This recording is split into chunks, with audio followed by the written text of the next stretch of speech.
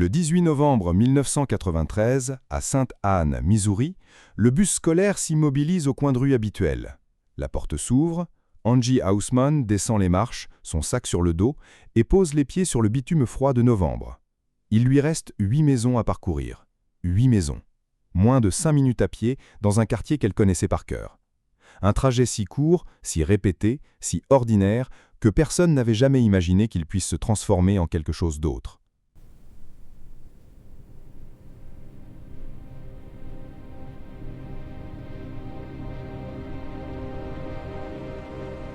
Ce jour-là, 2 parents se relayaient habituellement pour surveiller le retour des enfants depuis l'arrêt de bus jusqu'à leurs portes respectives. L'un s'occupait de proches malades, l'autre finissait des tâches à la maison. Ni l'un ni l'autre n'avait prévenu les autres familles, personne n'avait demandé à quelqu'un de les replacer. Ce genre de coïncidence arrive tous les jours dans tous les quartiers du monde, sans jamais rien changer. Sauf ce jour-là. Angie dépassa les 4 premières maisons en compagnie de ses camarades. Puis les enfants se séparèrent, chacun vers sa porte. Et Angie, elle, disparut. Pas de cris, pas de témoins, pas de traces sur le trottoir.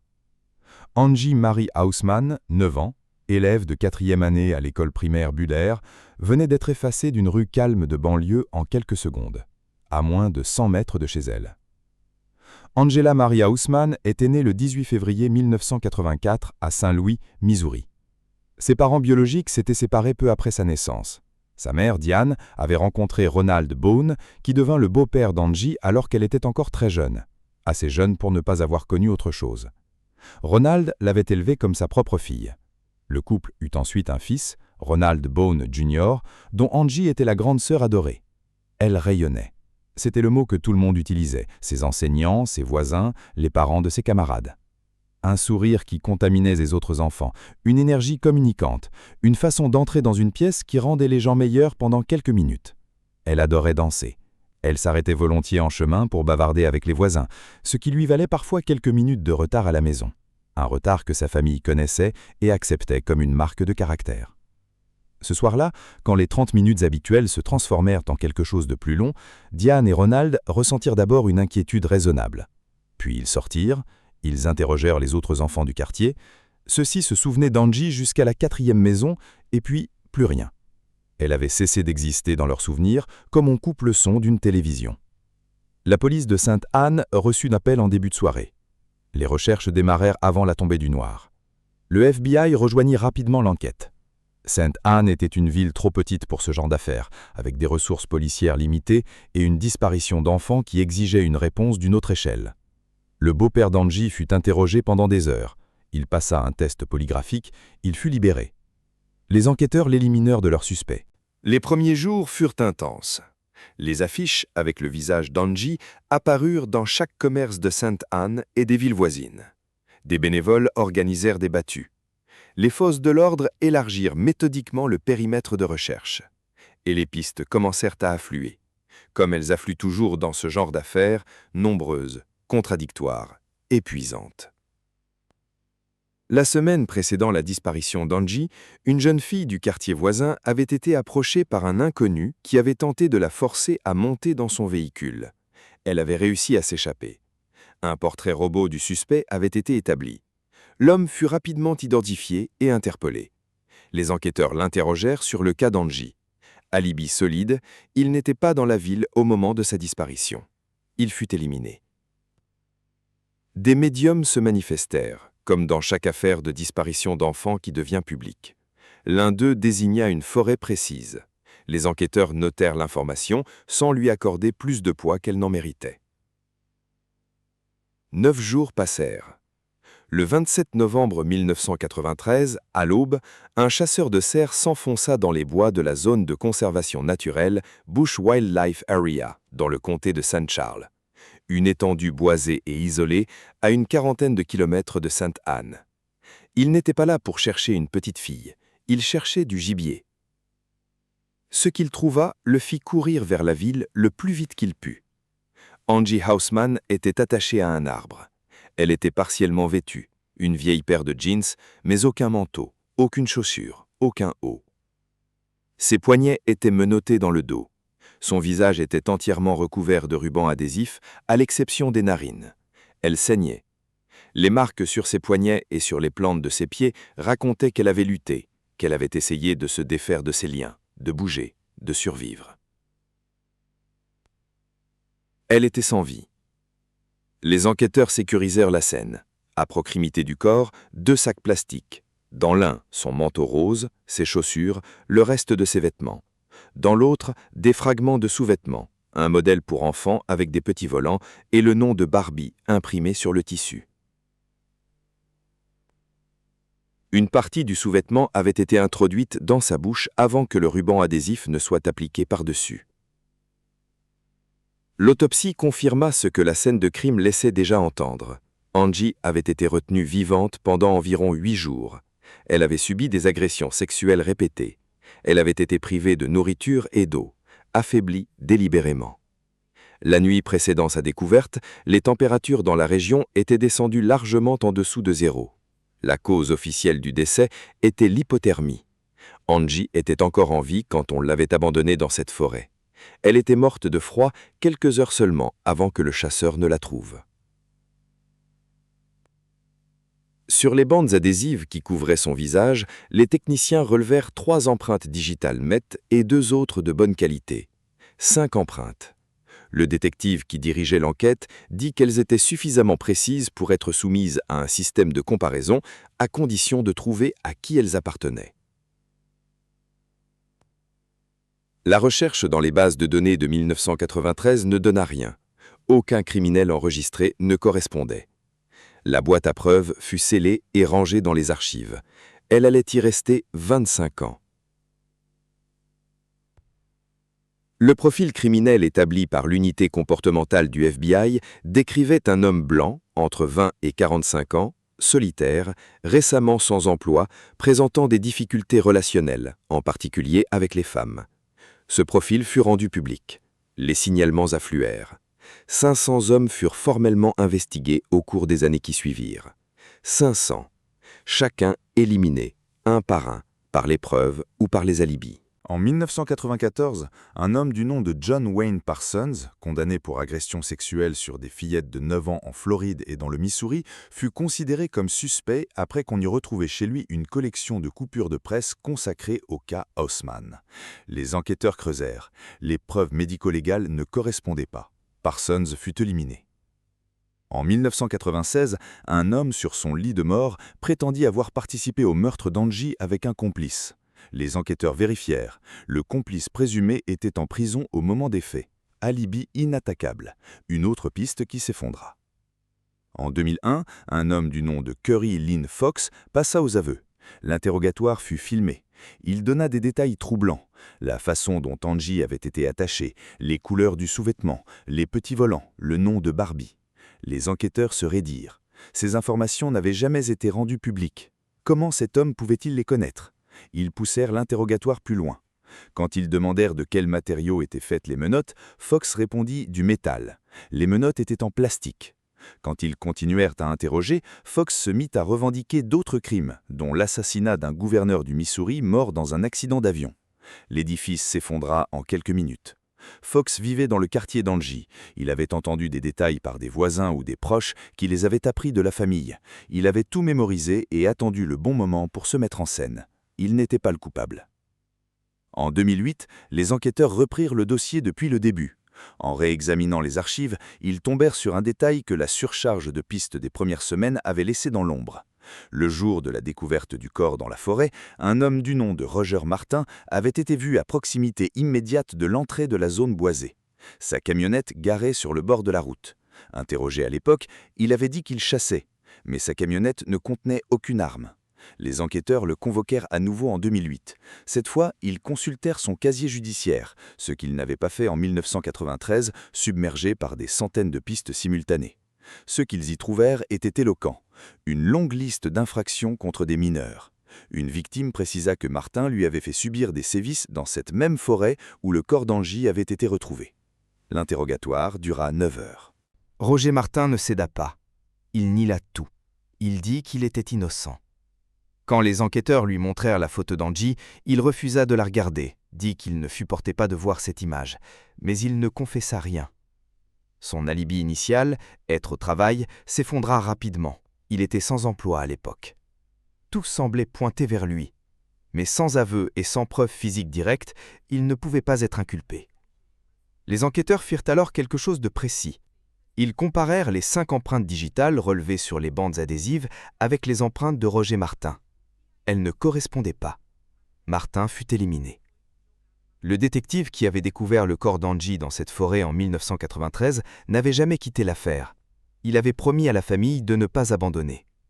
Pendant des années, chaque fois qu'une nouvelle technique d'analyse génomique apparaissait dans les journaux spécialisés, il rouvrait la boîte à preuves et demandait de nouveaux tests. Plus de 500 échantillons furent analysés au fil du temps. Les menottes, les bandes adhésives, les sacs plastiques, les vêtements. Chaque fois, la technologie disponible ne suffisait pas à extraire ce qu'il cherchait.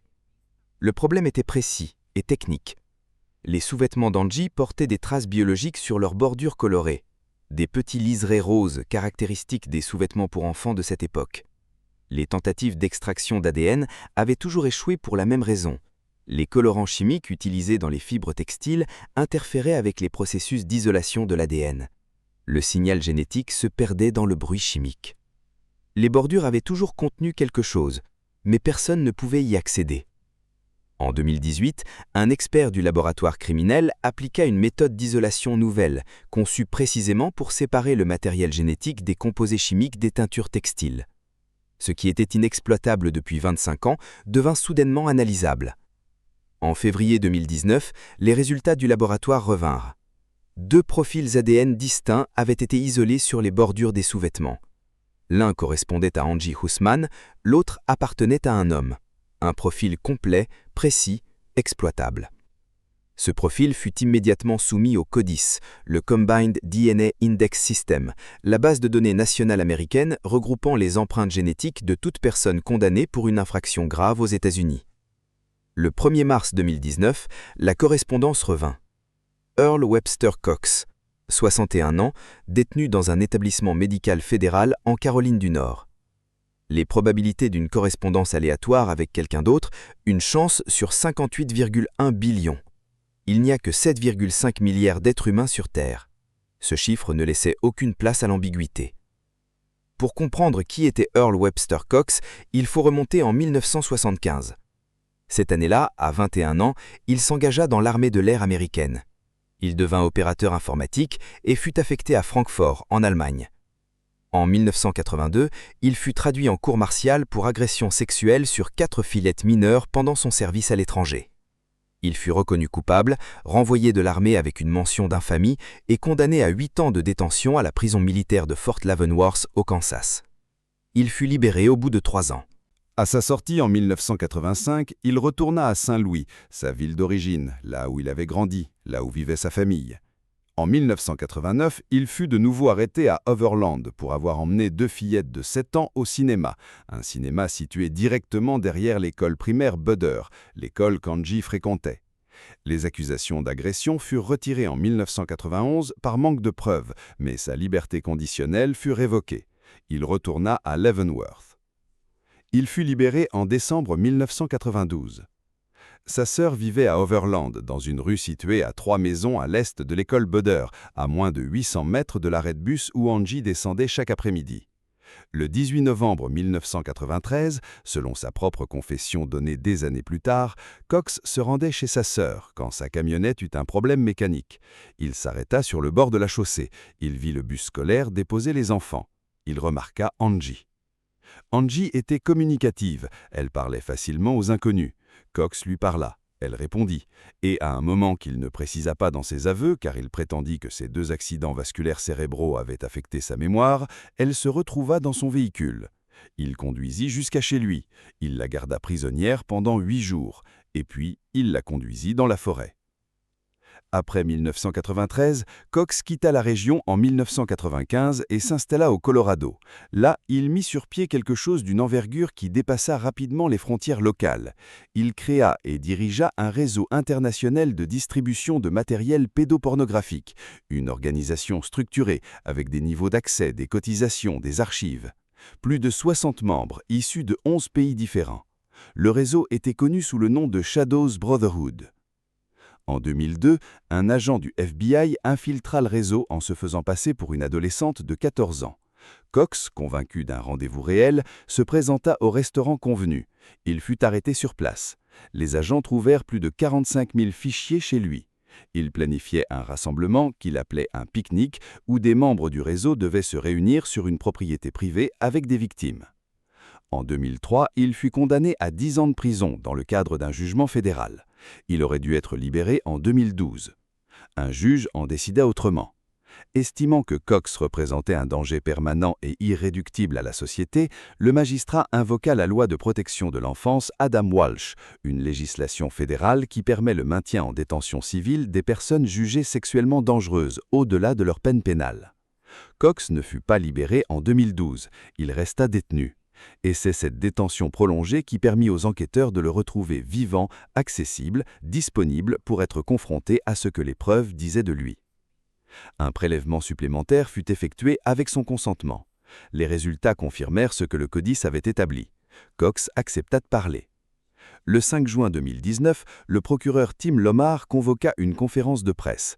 Il annonça l'inculpation de Earl Webster Cox pour meurtre au premier degré, enlèvement au premier degré et sodomie.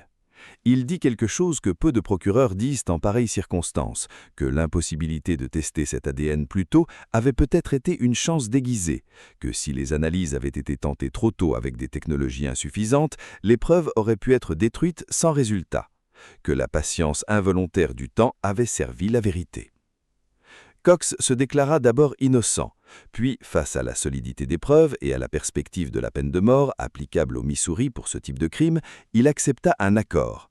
En échange de la suppression de la peine capitale, il plaiderait coupable et ferait une confession complète. Il serait condamné à la vie sans possibilité de libération conditionnelle. En août 2020, le jugement eut lieu. Cox se déclara coupable, il confirma les faits. 26 ans après avoir abandonné une enfant de 9 ans à mourir de froid dans une forêt du Missouri, il prononça lui-même les mots que les preuves avaient déjà établis. En mars 2021, dans un jugement distinct, Cox fut également condamné pour avoir agressé une autre victime mineure. Il accumula des années supplémentaires de détention sur ce qu'une prison à vie rend déjà théorique. Il ne sortira jamais. Pendant toutes ces années, la tante d'Angie, Sandra Rio, n'avait jamais cessé d'apparaître dans les médias pour maintenir l'affaire vivante. Elle donna des interviews, elle participa à des commémorations. Elle refusa que le nom de sa nièce devienne une note de bas de page dans les archives criminelles du Missouri. La mère d'Angie, Diane, ne vit pas la fin de cette histoire. En 2016, elle reçut un diagnostic de cancer. Elle se battit. Elle perdit ce combat en 2018, quelques mois seulement avant que le laboratoire ne révèle enfin l'identité de celui qui avait tué sa fille. Elle mourut sans savoir, sans que justice soit prononcée, sans avoir pu regarder cet homme en face dans une salle d'audience. Le jour du jugement, en août 2020, Sandra Rio sortit du tribunal et leva les yeux vers le ciel. Le soleil était particulièrement intense ce jour-là, dit-elle, plus fort qu'à l'habitude. Elle dit qu'elle sut immédiatement qu'Angie était là, que Diane était là aussi, que les deux regardaient ensemble ce qui se passait. Ce que cette affaire laisse derrière elle ne se réduit pas à une condamnation. Elle pose une question que les chiffres ne peuvent pas absorber. Earl Webster Cox avait été condamné en 1982, relâché en 1985, condamné à nouveau en 1989, relâché en 1991. Relâché définitivement en décembre 1992. 11 mois plus tard, Angie Hausman disparaissait à quelques dizaines de mètres de chez elle. À chaque libération, une décision institutionnelle avait précédé, une évaluation, un dossier, une signature. Et à chaque fois, un homme dont le dossier criait son danger avait été renvoyé dans des quartiers où vivaient des enfants. Sa propre sœur habitait à 3 maisons de l'école primaire Buder depuis 1992. Personne ne l'avait signalé. Personne n'avait croisé cette donnée avec son casier. Le système n'était pas équipé, et une petite fille de 9 ans en paya le prix. Ce qui peut être dit avec certitude, c'est que la vérité était là depuis le début, dans une boîte scellée, dans une salle climatisée, attendant que quelqu'un développe les outils pour l'atteindre. Le détective qui avait promis à la famille de ne pas abandonner avait tenu sa promesse. Les techniciens qui avaient regardé ces bordures roses une dernière fois avaient trouvé ce que tous leurs prédécesseurs n'avaient pas pu trouver. Angie Haussmann aurait eu 41 ans en 2025. Elle n'a jamais connu ses 2 demi-frères nés après sa disparition. Ils n'ont jamais connu leur grande sœur. Sa mère est morte sans réponse. Et quelque part dans une prison fédérale américaine, l'homme qui a fait tout cela passera le reste de sa vie entre 4 murs. Non pas parce que le système avait su le stopper à temps, mais parce qu'un juge avait refusé de le laisser partir en 2012 et parce qu'un technicien de laboratoire avait regardé des bordures de tissu colorés une fois plus en 2018. Une boîte fermée depuis 1993 contenait tout ce qu'il fallait. Il a suffi d'attendre que le monde soit capable de l'ouvrir.